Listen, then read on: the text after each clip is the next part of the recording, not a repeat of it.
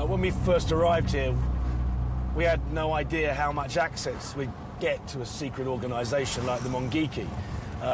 Our best hopes that we'd get to speak to foot soldiers.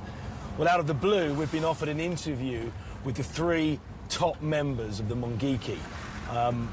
Going to a location some way out of Nairobi, and obviously we're a little bit worried about what's going to happen when we get there.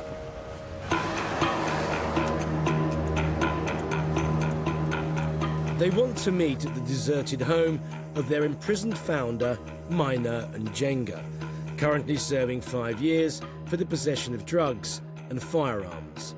The Mungiki claim it was a setup by the authorities. We've clearly been observed on our approach to the house, and now I'm left waiting for the Mungiki leaders for what seems like an eternity.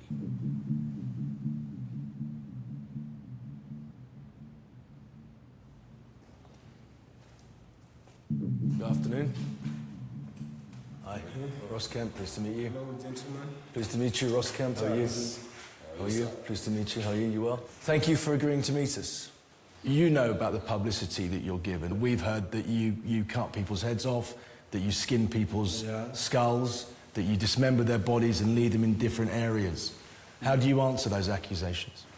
They are all very good fabrications from the state machinery, especially during the Kibaki era. Before that, there was not a lot of negative propaganda. After they saw the growth of the movement, they started bringing in fear in between, okay? And what they did first is they started attacking our members, killing them. This is the police, the government? This is the police. They took 2 people. There were 2 people, in fact. They killed one, they beheaded one, placed his head somewhere in Nairobi. So you were accused of the beheadings that you say they committed? And at least we can say the fear that the government propagated has really worked. But it's not us who do anything. The Mungiki originated as a spiritual group in the 1980s around the prophecies of their charismatic leader, Maina Njenga. He encouraged a return to a more fundamental Kikuyu way of life. The word Mungiki means multitude, and by 2002 they were 1 million strong. And the sheer weight of numbers meant the Mungiki became a political force and a political threat. They were criminalised by the government in 2003, and at this point, their objectives changed. They started taking control of the slums, and it's here that they are reputed to extort millions and rule with an iron fist. You, as an organisation, control or run a lot of the slums, is that true? True, very true. But there must have been gangs inside those slums that weren't happy about you turning up. We changed those rude boys. We first changed those people. And how did you persuade him? No, give him reality. And give him reality. And give him hope. But if he probably only understands violence, how do you deal with someone that only understands violence? First change his mental perspective to life. He should not just be violence, you know? He should think about his future. The original philosophy of the movement is one of unity, self-sacrifice, and power in numbers. The Kikuyu are Kenya's biggest tribe, and the Mungiki is seen as the group that stands up for the ordinary rank-and-file Kikuyu. Members can be identified by their continual use of snuff, but as a group, they are strenuously opposed to drugs and alcohol and all symbols of Western decadence. Is it right that you levy taxes on the people inside the slums? No, we assist one another. We don't levy taxes. Can you explain to me the difference? They all know that we all have a sort of like a common problem. You know, the poverty is common all through. So they'll need sort of like something like a welfare system that the government did not create for them. So the people create for themselves. And you organise that? Yes, we help them in the organization. The youth of this country have been reduced to almost nothing. We have a lot of problems everywhere. Well, corruption seems to be endemic inside this country. Corruption is everywhere. Yeah, Kenya is not yet free. A country of 10 millionaires and 10 million poor people. Just came out of my meeting with the Mungiki, and I have to say I'm probably more confused now than when I went in there. I've been led to believe that they were extortionists, that they killed people, cut their heads off. But nearly every question that I laid at their feet, they seem to have a pretty convincing answer. I still don't believe that they're the saints they paint themselves to be. They can't be. You know, that old saying, there's no smoke without fire. It looks like we're going to have to ask a lot more questions until we find out exactly what's going on here. One thing I do know about Kenya is the huge gap between the rich and the poor. Ever since Kenya won its independence from the British, the wealth and power of the nation has been divided up between a small group of the political elite, leaving the vast majority of the population in abject poverty. Perhaps this explains the rapid rise of the Mungiki, who claim to represent the millions who feel they have been ignored by successive governments. The next day, I get another call from the Mungiki leaders. The Mungiki hierarchy have invited us into one of the communities that they control to show us the good works that they do. This is Dandora, one of the most toxic places on Earth. It's the landfill site for the city of Nairobi.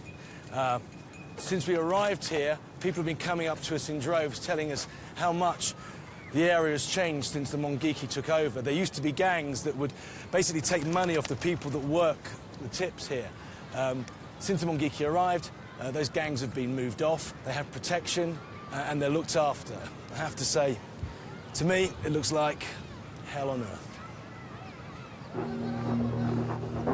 The Dandora dump may well be hell on earth, but thousands of people manage to scrape a living by sifting through the rotting waste in 40-degree heat.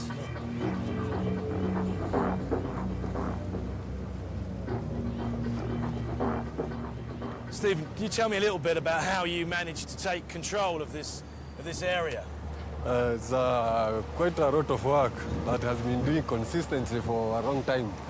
We started with one person, you go recruiting the other, talking to them, you teach them about to stop bad behaviors. How can you recruit someone who is in charge of that area if he's the gang guy that controls the area? First of all, you know, within the message that you are preaching, there is a divine core.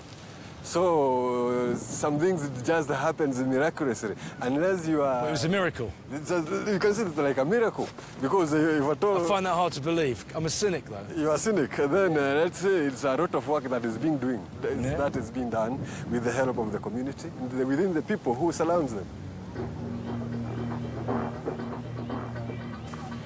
The Mungiki take me deeper into the vast dump to explain to me how they run the site. How does the finance work then? How does the money be collected? So, just say this is sold. Like this one now, like this one, 1 kilo is 13 shillings. 1 kilo is 10. 1 kilo of plastic is 10 shillings. It's 10 shillings. So if you have 1,000 kilogram, then you have more shillings. You have more shillings, and within the whole Kenya, you collect 55,000 tons of plastics daily. So if you manage to collect half, then that's a lot of money. People here earn around 50 pence for a full day's work. I want to understand about how the actual community is run and how you police it and organize it. We organize people into cells, and one cell is a cell of 10 people, and every group give to the other group, so they help one another. Yeah, but there is a security inside that, and that comes from you guys, yeah? Yeah. Stephen has set up a meeting with a group of Mungiki converts. So everyone here is a Mungiki member, yeah? Why do the press continuously say that Mungiki are responsible for decapitations and killing people? When you write an article about Mungiki, you will sell well, let me tell you, in the Kenyan newspaper. There won't be a copy that won't be bought. People want to know more about Mungiki. Mungiki is a mystery to Kenyans themselves. So all those stories, all the things in the newspaper... In December, the government was killing youths around this place. They formed this unit... Is that true? Yeah. Yeah. Kwekwe, no to eruga no wa kwekwe. For nothing, in fact. They just kill people Just indiscriminately. for believing, you know, for being members of Mungiki, you are taken, you are slaughtered. You know, that's what they do. The government does engage into mafia tactical activities. The government is an organized gang. But that's what they say. That's what they accuse the Mungiki of being. Organized crime. That's what they say. I came to disagree with that. We have come to believe that the government is killing us. They are fighting us. They are crushing us because of fear. And why are they scared? It has come a situation whereby the most neglected people in the society, they have now started arising and realizing that togetherness, they can do something.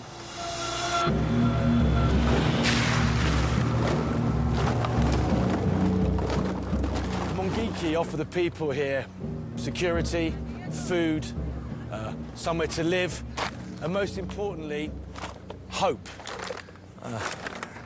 I have to say, most of the people that were doing the talking were well dressed and in suits, and most of the people doing the listening were the workers. Though the ones that I did speak to seemed honestly happy with having the Mungiki as their masters rather than their past masters, who were the government and the gangs.